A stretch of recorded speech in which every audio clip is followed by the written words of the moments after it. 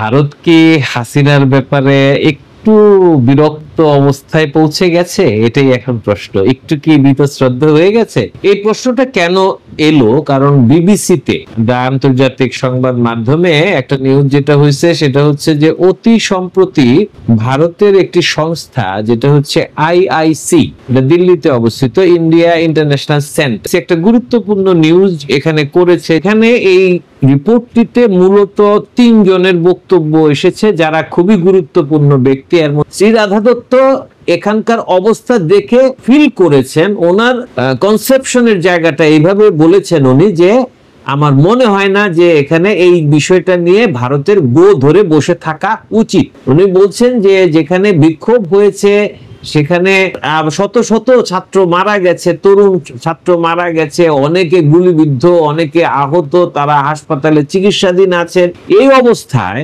কিভাবে আওয়ামী লীগকে ফিরিয়ে আনা যায়, কিভাবে আওয়ামী লীগকে এটা সম্ভব না, এরকম মতামত দিয়েছেন এদেশের রাজনৈতিক নেতৃবৃন্দ যাদের সঙ্গে উনি কথা বলেছেন, দেখা করেছে।